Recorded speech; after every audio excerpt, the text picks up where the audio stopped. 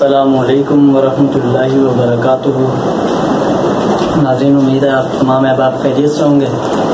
اللہ تعالیٰ سے دعا ہے کہ آپ تمام احباب کو اللہ تبارک و تعالیٰ تمام بیماریوں سے، مشکلات سے، پریشانیوں سے دور رکھے۔ آج ایک خاص ٹاپک ہے اعتکاف کے حوالے سے، کیونکہ معتکف حضرات انشاءاللہ العزیز کل 20واں روزہ ہے، اور کل انشاءاللہ وہ عصر تک جو ہے غروب آفتاب سے پہلے اعتکاف میں بیٹھ جائیں گے، اور آج ان کو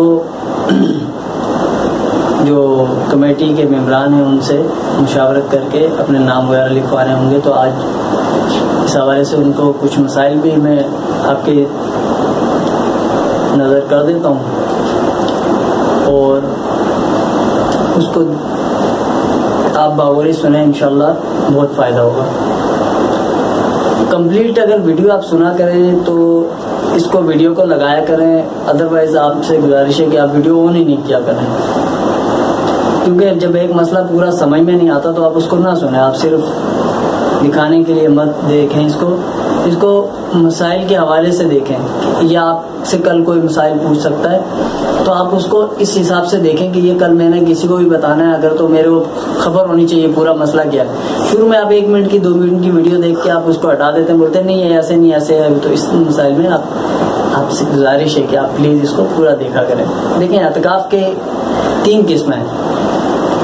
ایک ہے جو واجب ہوتا ہے، 2 ہوتا ہے، دوسرا نمبر ہے یہ سنت مؤکدہ علی الکفایہ، اسی طرح جو تیسرا ہے وہ ہے نفلی اعتکاف کہلاتا ہے۔ اچھا، واجب اعتکاف وہ ہوتا ہے جو ہم نے خود اپنے اوپر واجب کر لیا۔ کیسے؟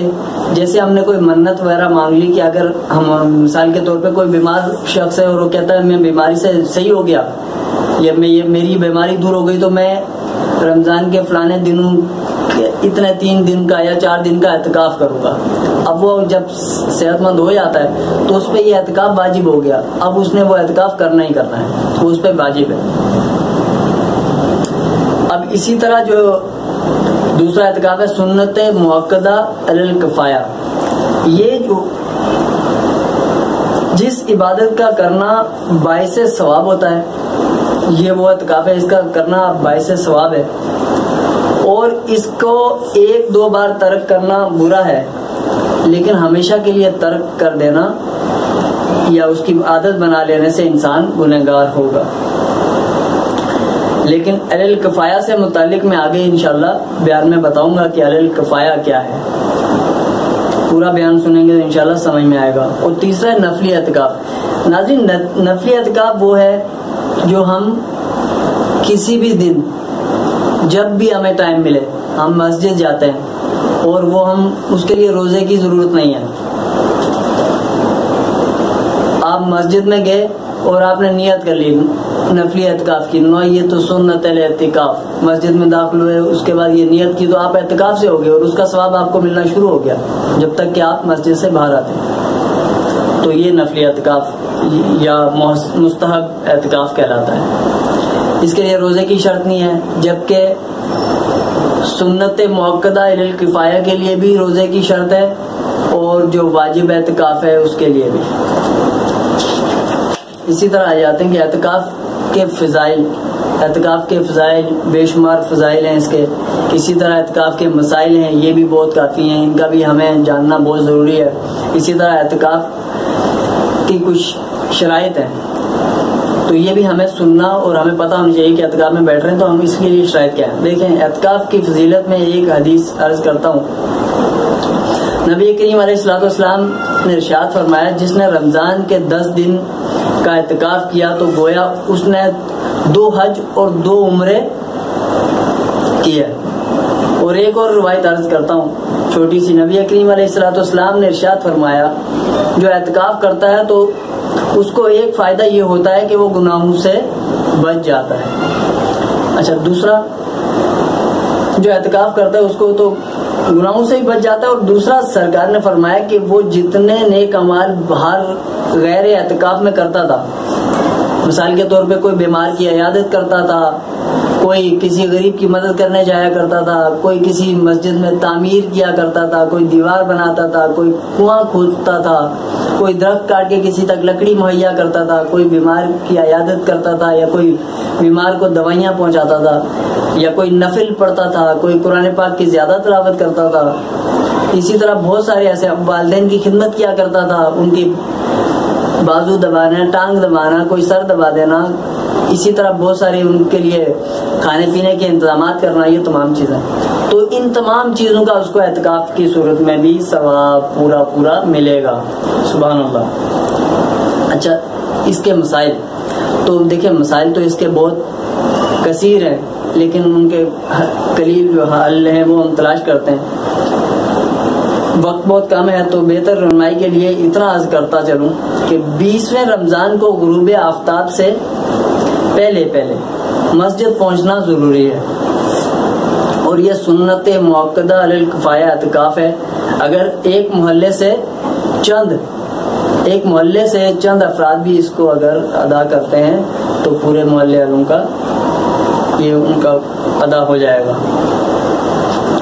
مختصر یہ کہ 20 کے غروب آفتاب سے پہلے آپ اس میں داخل ہوں گے، اور 30 کے غروب آفتاب یا اگر 29 کو چاند نظر آتا ہے تو آپ کا اعتکاف ختم ہو جائے گا. 29 اس میں عاقل اور مسلمان ہونا شرط ہے، عورت اور بالغ ہونا شرط نہیں ہے. عورت اور نابالغ عورت اور نابالغ بھی اعتکاف کر سکتے ہیں. بہنیں اپنے گھروں میں اعتکاف کر سکتی ہیں. گھر میں بہنیں جو جگہ انہوں نے اپنی نماز کے لیے مختصر کی ہوئی ہے، مسجد بیت، تو اس میں وہ اعتکاف کر سکتی ہیں. اگر نہیں کی بھی تو اس کو مقرر کریں، نماز کے لیے کوئی جگہ مقرر کریں اور اس میں اعتکاف کریں، یہ ان کے لیے بہتر ہے. اور یہی ہے سنت موقدہ علی الکفایہ کے لیے. شرط یہ بھی ہے کہ روزے سے ہوں.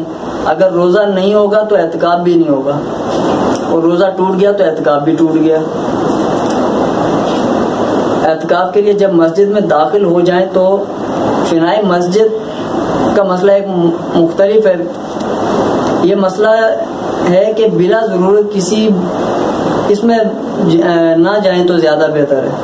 فنائے مسجد میں یہ معتکف حضرات کے لیے، بہنوں کے لیے تو خیر نہیں ہے. بہنوں کے لیے یہ ہے کہ کمرے میں جو جگہ مختصر ہے اس سے وہ غیر ضرورت اس میں سے باہر نہ نکلے، ان کے لیے وہ جگہ ہے. ہاں، مثلاً وہ اپنے ضروری مسائل کے لیے نکل سکتی ہیں، جیسے ان کو کھانا پکانے کے لیے گھر میں کوئی نہیں ہے اور ان کو جانا ہے تو وہ نکل سکتی ہیں. اس کے علاوہ ان کو نکلنا کی بلا ضرورت نکلنا ان کے لیے منع ہے.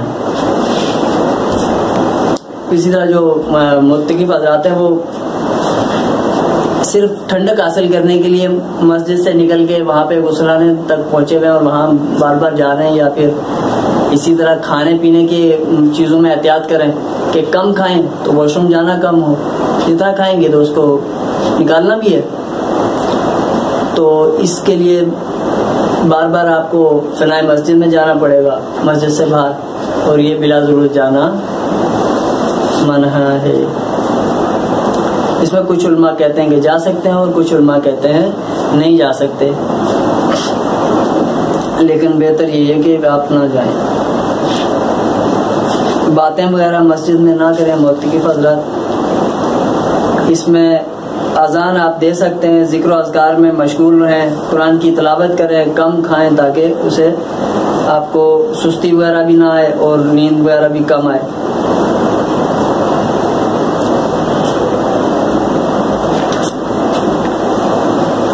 اسی طرح جناب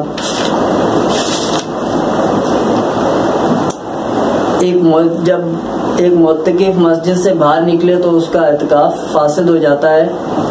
اگر بلا ضرورت نکلے گا تو اس طرح بہنوں کا بھی ہے کہ وہ بلا ضرورت اگر وہاں سے نکلتی ہیں تو ان کا اعتکاف فاسد ہو جائے گا. تو بلا ضرورت آپ اس میں سے نہ نکلیں، اور جب وہاں تک رہیں تو اس میں اللہ کے آپ مہمان ہیں تو وہاں پہ زیادہ سے زیادہ اللہ تعالیٰ کی عبادت کریں کوشش کریں. اگر اور کچھ نہیں ملتا, آپ کے پاس کچھ بھی نہیں ہے, تو پرانی اپنی نمازیں قضاء ادا کریں, قضاء نمازیں ادا کرتے رہیں وہاں پہ, انشاءاللہ اس کا بھی ثواب ملے گا. انسان کو اپنی ساری زندگی میں ایک بار اعتکاف کرنا ضروری کرنا چاہیے. اور اسی طرح حضور علیہ الصلوۃ والسلام سے حضرت عائشہ صدیقہ رضی اللہ تعالیٰ فرماتی ہیں کہ حضور علیہ الصلوۃ والسلام رمضان کے 30 دنوں کا بھی اعتکاف کرتے تھے. پہلے 10 دنوں کا اعتکاف کیا, پھر اس کے بعد دوبارہ 10 دنوں کا کیا, اور اس کے بعد آخری 10 دنوں کا کیا کہ شروع کے 20 دنوں میں نے لیلۃ القدر کو تلاش کیا, وہ نہیں ملی, اور میں آخری اعتکاف 10 دن کا کرتا ہوں.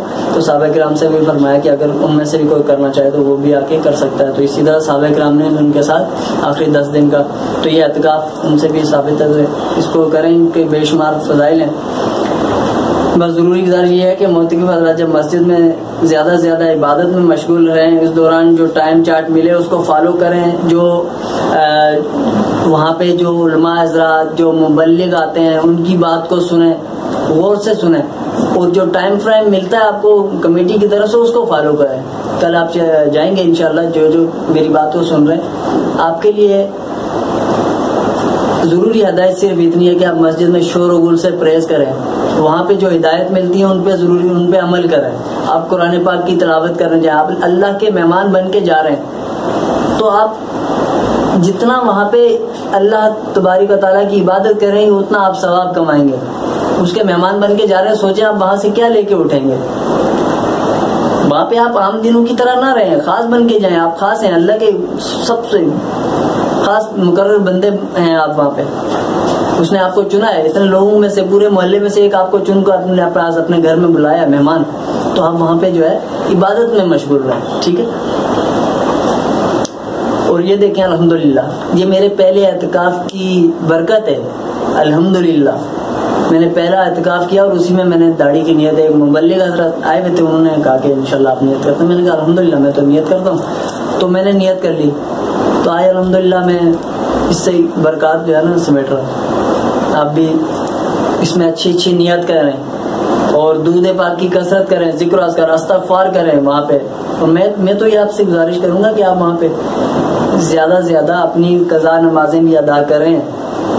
اور تاک راتیں آپ کو ملی ہیں, وہ راتیں جو باہر والے ڈھونڈتے رہیں گے, اور آپ کو وہاں پہ ٹائم مل گیا, آپ کو دنیا سے پردہ بالکل الگ ہو کے, دنیا کی کوئی ٹینشن نہیں, سکون فری, وہاں پہ آپ مست بیٹھے ہوئے, تو وہاں پہ آپ اس رات کو تلاش کریں جو 70,000 انا اعطیناک الکوثر فصلی لربک وانحر ان شانئک هو الابتر انا انزلناه فی لیلۃ القدر لیلۃ القدر خیر من الف شہر تنزل الملائکۃ والروح فیہا بإذن ربہم من کل امر سلام ہی حتی مطلع الفجر. 70,000 راتوں سے بہتر ہے ایک رات ہے. وہ آپ کو اگر مل جائے, ملے گی آپ کو انشاءاللہ ملے گی, آپ اس کی کوشش کریں. آخری تاک راتیں آپ کے پاس ہیں, آپ ان میں تلاش کریں. بس یہی آپ سے گزارش تھی, اور دعاؤں میں یاد رکھیے گا. مجھے بھی کوئی غلطی ہو تو اللہ تبارک و تعالیٰ سے معذرت کے طلبگار ہیں. اللہ تعالیٰ ہماری اس کاوش کو قبول کرے, اور آپ کے پوری ویڈیو آپ نے دیکھی, جزاک اللہ خیر. السلام علیکم ورحمۃ اللہ وبرکاتہ.